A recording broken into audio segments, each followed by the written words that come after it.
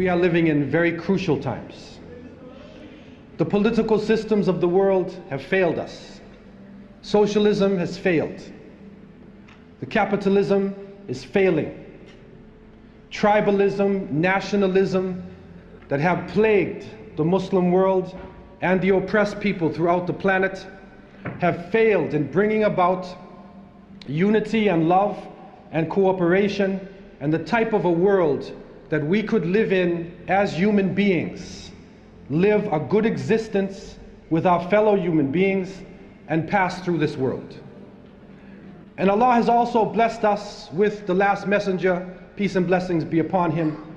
And when he spoke to the Sahaba, he not only spoke to them concerning their affairs, but he spoke to them concerning times that would come in the future.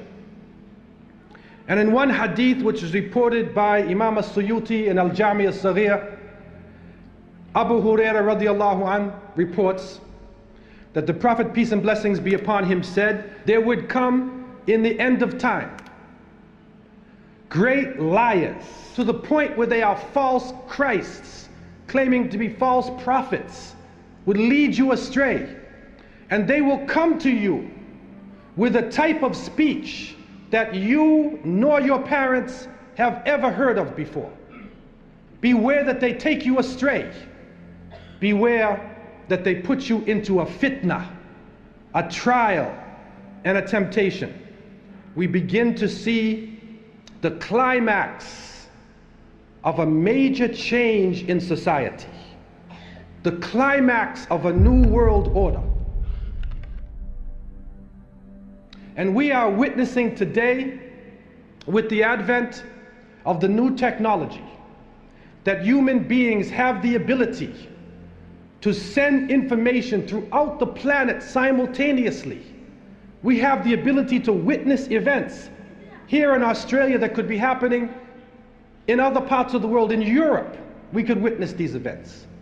But at the same time, we can be confused simultaneously. The whole world can be lied to at once.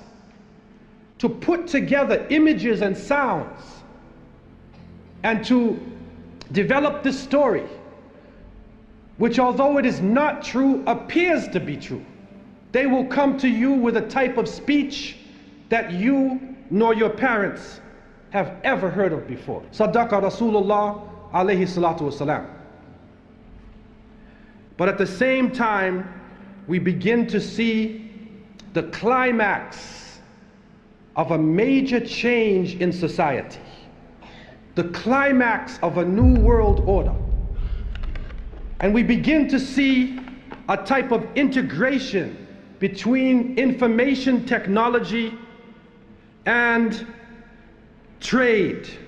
We begin to see the economy, politics, culture, and ideology being transported simultaneously from nation to nation. And with this technology, with the ability to transport ideas, the very value systems of people, the way that they eat, what they enjoy to do, how they enjoy recreation, their racial concepts, their culture, their ideology being transported all around the world, a type of globalization. And with this boom in the information technology, and with this major event that takes place, now it comes to a culmination, and it starts to reach a high point. And so the innocent people, we look at this, and we say, what is going on?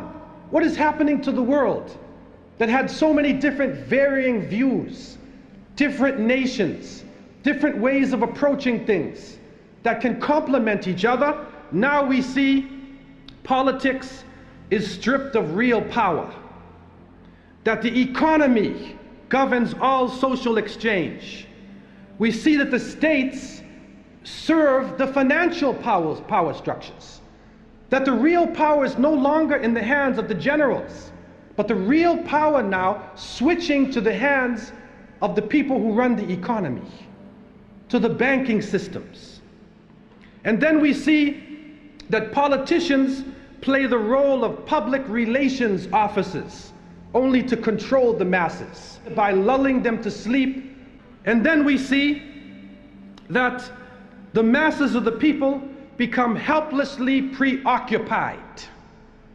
Their lives are now bombarded with a series of cultural events. And these cultural events start to become the most important things in their lives. The World Cup, the Major League Series, the rugby, the cricket, the hockey, the tennis. Whatever the sport may be, we see whole nations coming behind sports. And the national heroes become sporting people. Even in Saudi Arabia, even in our own Muslim countries, the national heroes are now the soccer players. Who kicks the little ball inside of a net? He becomes the hero of the nation when people are dying on the ground. But yet we become preoccupied with this. And it becomes a type of indoctrination happening to us. And with the use of powerful music playing on our emotions, with videos now being taken to the furthest extremes in the planet, people's thinking processes are changing. People are now in love with the superheroes, even confused about their own identity, trying to change themselves, change the color of their hair, change their eyes, change the way they dress, change the way they talk on a global level. And then we see drug addiction reaching a point that humanity has never seen before. And after traveling to over 36 countries, looking at the Muslims and being with them, I have found that in all of the communities that the young people are being confused with drugs.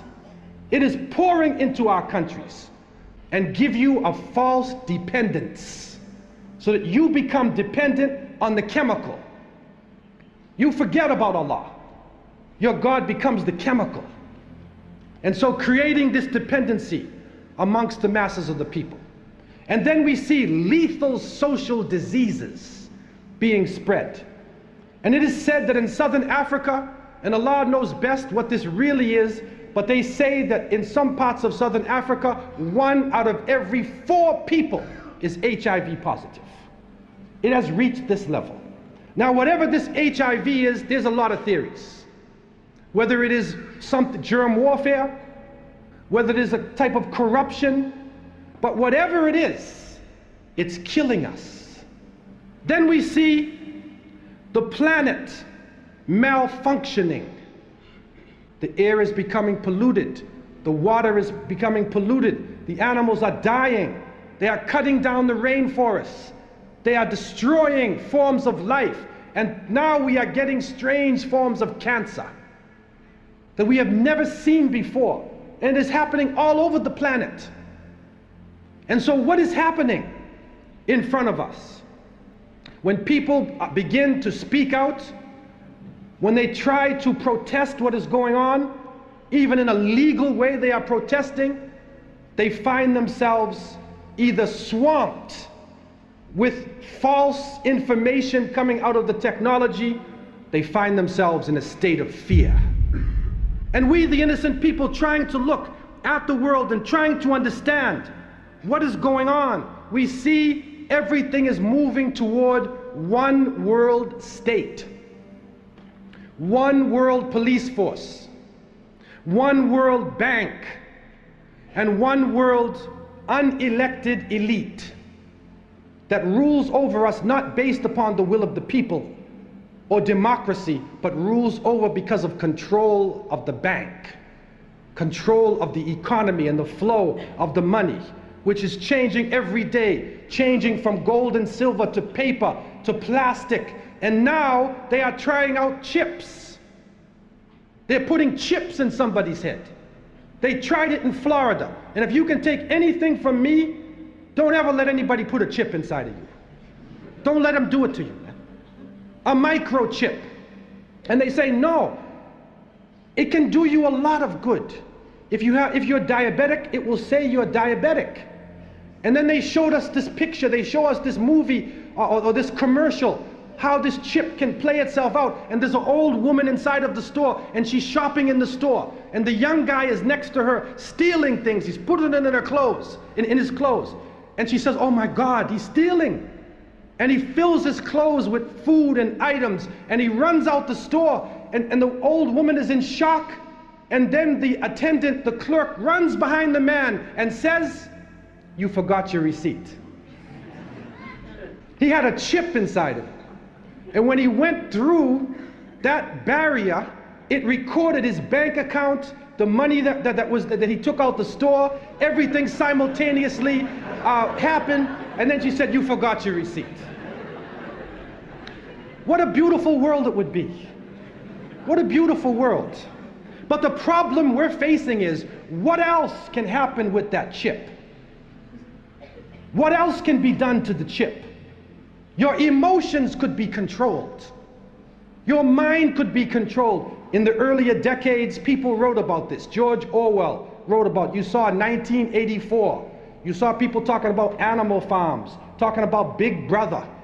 They wrote about this before. Now it is coming to pass. And there are so many theories about this. We are bombarded with this. We see people talking about the Freemason order, the Illuminati, the international bankers, alien consciousness. Even some groups are coming up, satanic type groups, New Age type religions. All of these coming up, and what we find in most cases is that all of these groups are worshiping a force. If you go to the highest level of these groups, you see they are doing a type of worship. It is not to God. It is not the God of Moses or Jesus or Muhammad, peace be upon them. It is another force. And they are worshiping this force. They are seeking and taking strength out of this force. And nobody can say exactly what it is, but Muslims have the bottom line. And Allah has told us the truth has come and falsehood will vanish, because surely falsehood is a perishing, vanishing thing. And so the Quran and the Hadith, the revelation, gives the Muslim the bottom line. And we need to work from the bottom line up, instead of from the confusion to the bottom line. And when we go to the bottom line, we find that the Quran talks about in the beginning of time, when Allah subhanahu wa ta'ala had created the creations, and then he created Adam alayhi salam. And he turned to his angels, and amongst the angels was a jinni named Iblis. May Allah protect us from him. There was a jinni amongst them who was so pious and so knowledgeable, he was given a place with the angels. The angels could not disobey Allah. And so Allah told them in the oft repeated verses, he told them, bow down to Adam. And all of them bow down except Iblis. And Surah Al-Kahf told us he was jinni. He was not a fallen angel. He refused to bow down. Why did he not bow down? You made me from fire, and you made him from clay. Arrogance and pride. And you could say he was a racist, because he didn't want to accept Adam. Not because of anything that he or Adam did, but because merely of the creation of Adam alayhi salam. And so Allah subhanahu wa ta'ala cursed him and sent him down and promised him hellfire. But the shaitan, wal-iyadhu billah, asked for respite. He asked for a chance to come to the creation. And he made it clear, and the Quran tells us very clearly that he said, I will come around them on their right side, on their left side, above them. I will make them change the creation of Allah. And in one of the verses, and there are so many, so much truth which is in front of us, if we would read this book, not just to read it for the knowledge, read it for the guidance in the world that we are living in today. And so Allah told us, O people, eat from the earth that which is permissible and wholesome, that which is good, and do not follow the footsteps of the shaitan, for he is to you an open enemy. Verily, he will command you with immorality and evil, sexual immorality, And He will also command you to say about Allah that which you know not. In another verse, Allah tells us that He will threaten you with poverty, and He commands you with immorality, with corruption. He commands you with this. And so we see certain themes. Put these themes in your mind when you think about the international system. What are the foundations of the system that we are all living under? The fear of poverty, evil, corruption.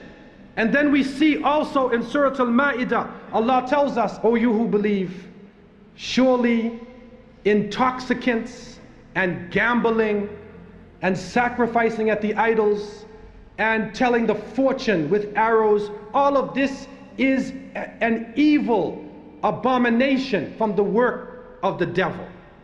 Stay away from it in order that you would be successful. Surely the shaitan wants to put in between you hatred and animosity by using intoxicants and gambling, and to block you from the remembrance of Allah and from your salat. So will you not then stop? Allah tells us, won't you stop? But what did the evil one put in front of us? Look at the categories that are in front of us. Evil. Go to the movie and see. The hero of half of the movies is a criminal. The thieves and the bandits are now the heroes that people, young people especially, are idolizing. Look at the music. Look at the expression coming out of the anarchy and the music in the younger generation. Then look at now the world. Immorality. And then you see it in the movies, you see it in the programs. And some of our own Muslims are watching, especially sisters are watching during the day. They watch Days of Our Life and soap operas and, you know, who's sleeping with whose neighbor and stuff like that. And then they even tape the program. Yeah? They tape the program so they can see it when they come home. This practicing Muslims, man. It's unbelievable, man. And so then you see it happening. Drugs, al-khamar. Because intoxicants includes not only alcohol, it also includes drugs. The cocaine, the heroin, the crack, the LSD, that which covers up your intelligence. All of this is in it, right inside of our book. So now let us look at a modern society. What happens on Friday night? When a person wants to enjoy themselves, where do they enjoy themselves? Where do they think they have to go to? The majority of the people say, well, first, my Friday, I gotta get a drink. Let me take a smoke. I gotta get ready now for the night. And then they're off for the night. How do you enjoy yourself? Where are people going to? Casino life, gambling, and the gambling will destroy you. You see what it says here? It is a filth. It is an abomination from the work of the devil. Stay away from it. But no, the roulette wheel. They play all the one-armed bandit, the dice, the cards, and they keep thinking, I'm gonna win, I'll go back tomorrow, I'm gonna win, and the shaitan plays on their mind and destroys their families, destroys the society. But it's considered to be okay, he's just enjoying himself, or he's just drunk. But what causes most of the accidents on the highway? And you'll probably find it is alcohol. It is people being intoxicated, toxic. You're being poisoned. It poisons the system, throws off your balance, changes your way of thinking. And then always this erotica, this Greek concept now coming in, where the body, people worship the body. The shape of the body being the most important thing. And the young woman feels she must show something from her body in order to be acceptable. She exposes her body and thinks that she's modern, or thinks that she's intelligent and she has self-esteem because she's exposing her inner parts even to her enemies. And up until now, with years of so-called women's liberation, they are still selling cars with beautiful girls. Lamborghini, the Porsche, they're still doing that, exploiting the sexuality of women in order to sell products. And in the last part of this verse, also shirk, the polytheism, worshiping other gods, and fortune telling. And people are involved in superstition, getting their palms read, going to people, to the magic people in order to get married, or in order to hurt somebody, or in order to be successful in business, afraid of numbers, afraid of 11, afraid of 13, afraid of 666. And so fear is placed in the hearts. Superstition is placed in the hearts. And behind it, a lying deceiver. You think you're going to paradise. You think you're enjoying yourself. But the alcohol and intoxicants is killing your body. Lethal social diseases is cutting down your population. Gambling is ruining the family, ruining communities. But it's done in the name of progress and democracy and the 21st century. And the Quran also tells us that Shaitan will say when the matter is decided. And this is a picture in Jahannam. And they see the Shaitan, but you promised us. You promised us the promise of truth. And he said, I had no authority over you, but I called you and you came. But Allah subhanahu wa ta'ala also told to the Shaitan and made it clear, wal-iyadu billah, that surely amongst my slaves, my worshippers, you will have no authority over them except those who follow you from the evil doers, except those who submit to you and submit to this system. And so we find ourselves Muslims and non-Muslims, people of conscience, people of goodness, who knew this world 30 or 40, 50 years ago, who knew their generations, knew their grandparents, and see the social fabric of society falling apart, racism on the rise, and then they are accusing Muslims. Why are they accusing us of this? Let's go to the bottom line. And what you have to realize, if behind all of these secret societies is the evil one, is the Shaitan, wal-iyadu billah, then he will attack the holders of truth. That if you are talking and living the revelation, you become an enemy to the evil one, wal-iyadu billah.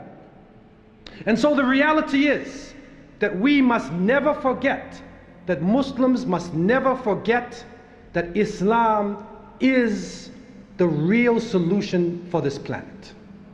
We hold the solution in our hands. We hold it in our hearts. And we need to practice this now. Never forget who you are. But you have to realize that we have an interest-free economy. That if Allah blesses us with a state, we would establish a cooperative society, which is not capitalism, it is not socialism. The banks will lend you money with no interest. It will be a cooperative system, where if you have land and the bank gives you money, if your project succeeds, you both succeed. If your project fails, you both fail. Now, if you borrow money, if you fail, the bank wins and you fail. How many people know the pressure of living under a mortgage or a bond? It follows you all your life.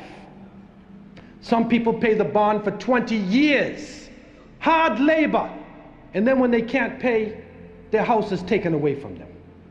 Some of them never live to see the fruits of their labor.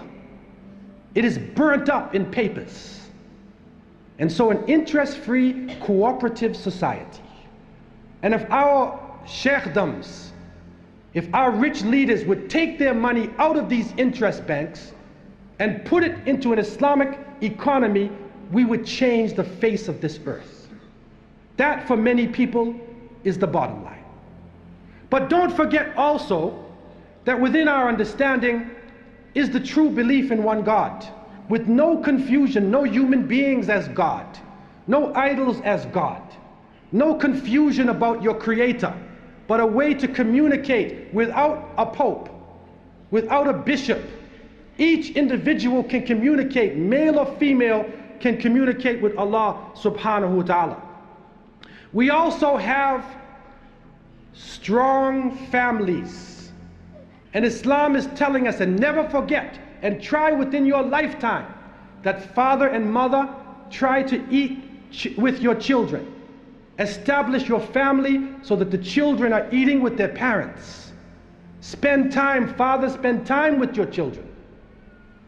Mother, spend time. Don't spend all your time chasing the dollar, chasing something which will rise and fall in the twinkling of an eye. But we encourage the strong institution of the family. We also have a clear identity for male and female. And if we are practicing Islam, we should not be confused if we're a man or a woman. We also have a cure for racism, that you don't look at the color of a person's skin, not on their language, not on the texture of their hair, but it is taqwa. It is the piety, it is the God consciousness. That is how you should judge an individual. We also have a holistic science that would take us into an era of science whereby the scientist would think of the Creator. That in using technology, we would not be destroying life, but enhancing life, developing the earth, and not just developing plastics and trying to make more money with our science and technology. And so, with a system that is so clear and honest and straightforward, why are we under attack? That is the job of deception. And the deception has come in this new globalization form, this spread of technology. It is now shifted to us, trying to make us into an evil force. But never forget that the Prophet Muhammad, peace and blessings be upon him, he was called Majnun, crazy. He was called Sahir, a magician. He was called a Kahin, a wizard. He was called Sha'ir, a poet. They used many names for him. They persecuted him. They tried to destroy his family. They tried to destroy his society. But Allah subhanahu wa ta'ala has power over all things. They want to put out the light of Allah with their mouths, with their information. But Allah will complete His light, even though the disbelievers despise it. We pray that Allah subhanahu wa ta'ala would guide our leaders, would guide our communities, would protect our families. May Allah protect the women and the children of the Ummah of Muhammad sallallahu alaihi wasallam. May Allah give strength and protect the men of the Ummah of Muhammad sallallahu alaihi wasallam. May Allah give the true vision of Islam to those who are not Muslim. May Allah take away the veils from their eyes and see that Islam is the real solution to the problems of this world. And let the Muslims see victory and begin to see the light. And may Allah give us the best. If we cannot see it in this world, give us the best in the hereafter.